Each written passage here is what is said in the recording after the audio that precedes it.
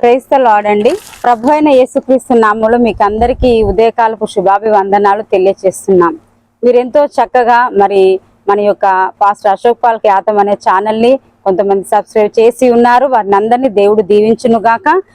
చాలా మంది చూస్తున్నారు, చక్కని కామెంట్ చేస్తున్నారు, వాట్సాప్లో కూడా రిప్లై ఇస్తున్నారు. ఎంత బాగా మీరు ఆదరిస్తున్నారో, అది ఆదరిస్తున్నది దేవుని మాటలు కాబట్టి దేవుడు మిమ్మల్ని ఆదరించును గాక. మన దేవుడికి ఒక మంచి పేరున్నది కదండి. ఆ పేరేంటో మీకు తెలుసు. మాట్లాడే దేవుడు మన దేవుడు. మాట్లాడే దేవుణ్ణి మనము కలిగి ఉన్నాం. చాలాసార్లు దేవుడు మాట్లాడి మమ్మల్ని బ్రతికించి ఉన్నాడు, తప్పించి ఉన్నాడు. దేవుడు మాట్లాడేవాడు కదా. మొట్టమొదటిగా దేవుడు మానవునితో ఎప్పుడు మాట్లాడాడు మీకు తెలిసి ఉంటే మీరు చెప్పొచ్చు. ఈరోజు నేను కూడా దాన్ని వాగ్దాన రూపంలో చెప్పాలనుకుంటున్నాను. దేవుని యొక్క పరిశుద్ధ నామంలో ఆయన వాక్యాన్ని మనం ధ్యానించుదాము. ఆదికాండం 1వ అధ్యాయం 28వ వచనం. దేవుడు వారిని ఆశీర్వదించెను.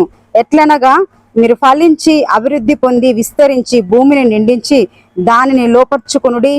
సముద్రపు చేపలను, ఆకాశ పక్షులను, భూమి మీద ప్రాకు ప్రతి జీవిని ఏలుడని దేవుడు వారితో చెప్పెను. ఆమేన్, హల్లెలూయా. దేవుడు మాట్లాడిన మొట్టమొదటి దేవుడి నోటి నుండి వచ్చిన మాట అంటే మానవునితో మాట్లాడిన మాట, వారిని ఆశీర్వదించెను. ఎంత గొప్ప దేవుడు అండి. మొట్టమొదటిగా ఏ పని అప్పచెప్పలేదు, లేకపోతే ఇలా ఉండండి అని ఆజ్ఞ ఇవ్వలేదు, ఇలా చేయండి అని ఏది చెప్పలేదు. కానీ మొట్టమొదటిగా ఆశీర్వదించాడు దేవుడు మానవుణ్ణి. ఆశీర్వదించి ఏం చెప్తున్నాడంటే, ఫలించాలి, ఫ్రూట్ఫుల్నెస్, మల్టిప్లై, అభివృద్ధి చెందండి, తర్వాత రీప్లేస్మెంట్, ఎక్కువగా విస్తరించండి అని దేవుడు ఒక వాక్యం సెలవిస్తుంది. కాబట్టి యెబ్బేజు కూడా తన జీవితంలో ప్రార్థించాడు, నా సరిహద్దులు విశాలపరచబడాలని. దేవుడు సెలవుచేస్తున్నాడు, మీరు భూమిని నిండించి ఫలించి అభివృద్ధి పొంది విస్తరించండి అని. ఇంగ్లీష్లో అద్భుతమైన మాటలు ఉన్నాయి. డెవలప్మెంట్ అవ్వాలి, అభివృద్ధి చెందాలి, మల్టిప్లై అవ్వాలి. వృద్ధి చెందాలి అంటే, మల్టిప్లై అంటే మీకు అందరికీ తెలుసు, డివైడెడ్ బై చేసినప్పుడు ఒక అంకెను, అది ఎంత పెద్ద అంకెను ఎంత చిన్నగా కనబడుతుందో, ఎంత చిన్న అంకెనైనా డివైడ్ చేసినప్పుడు అది ఎంతగా విభజింపబడుతుందో మనకు తెలుసు.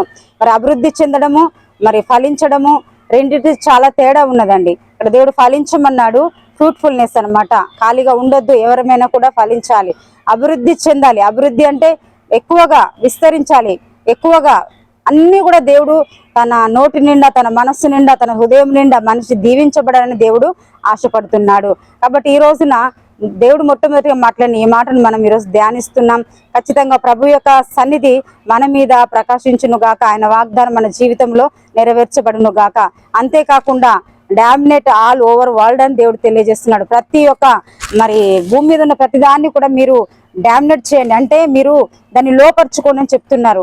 ఈ రోజుల్లో ఏం జరుగుతుందండి? సాతాన్ని మనల్ని లోపరుచుకుంటున్నాడు, పరిస్థితులు మనల్ని లోపరుచుకుంటున్నాయి. దేవుడు ఆ మొదట చెప్పిన మాట ఇప్పటికి కూడా క్రీస్తు శిలువ తర్వాత కూడా ఏమాత్రము మారలేదు. ఆయన లోపరుచుకోమని చెప్తున్నారు. శత్రువు మన పాదం కింద ఉండాలి, సమస్యలు మన పాదం కింద ఉండాలి, ప్రతి వ్యతిరేకమైన మనిషి మనకు లోబడాలి. ఎందుకంటే మనము నీతిమంతులము కాబట్టి, మనం ప్రభు చేత ఆశీర్వదించబడిన వారము కాబట్టి జ్ఞాపకం చేసుకుందాం. ముఖ్యముగా మనము ప్రతిదాన్ని కూడా మనము లోపరుచుకోవాలి. శత్రువుని, సాతాన్ని, ప్రకృతిని మనము లోపరుచుకోవాలి. దైవ కుమారులుగా మనం ఉన్నప్పుడు ఖచ్చితంగా ప్రకృతి మనకు లోబడుతుంది, శత్రువు మనకు లోబడతాడు, సాతాను అపవాది మనకు లోబడతాడు. అలాంటి కృపా భాగ్యం దేవుడు మీకు అందరికీ అనుగ్రహించును గాక. ఆమేన్. మీరు ఫలించుదురుగాక, అభివృద్ధి చెందురుగాక, విస్తరించుదురుగాక, లోపరుచుకుందురుగాక. 4 మాటలు, బహు అద్భుతమైన మాటలు, దేవుడిచ్చిన ఆశీర్వాదపు మాటలు. ప్రార్థన చేసుకుందామండి. మహోన్నతుడ, సర్వశక్తి గల ప్రభువా, ఈ యొక్క తన ఉదయకాల సమయంలో ఆదికాండం 1వ అధ్యాయం 28వ వచనం మొట్టమొదటిగా దేవుడు మానవునితో మాట్లాడిన మాట ఆశీర్వదించి అని. ప్రభువా తండ్రి, నీకు స్తోత్రం. ఎంతగా ఆశీర్వదించావంటే, మీరు అభివృద్ధి చెందాలన్నావు, మీరు ఫలించాలన్నావు, మీరు విస్తరించాలన్నావు, మీరు లోపరుచుకోవాలని చెప్పావు. ప్రతిదాన్ని కూడా, తన ప్రకృతిని అంతటిని కూడా, సర్వ ప్రపంచాన్ని కూడా మానవునికి లోపరుచుకోమని చెప్పావు తండ్రి.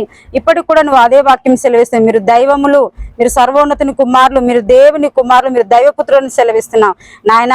దైవపుత్రులకు అయా తండ్రి, ఇదిగో దేవుని పిల్లలకు సమస్తము లోపరచబడి ఉండాలి.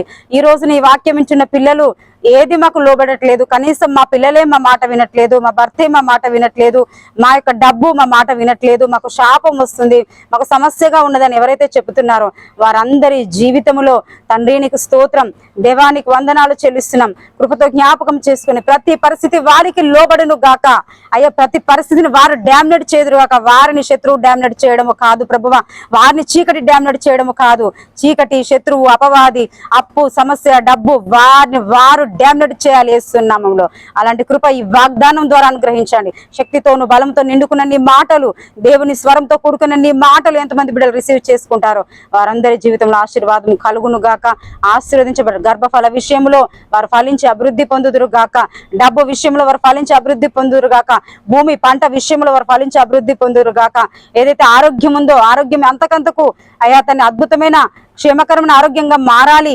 యేసునామములో ఫలించుదురు గాక. కృప చూపెట్టి మీ నామమునకు సమస్త మహిమ తెచ్చుకోమని ఉదయకాలపు దేవునితో తృప్తిపరచమని యేసునామములో ప్రార్థిస్తున్నాము తండ్రి. ఆమేన్.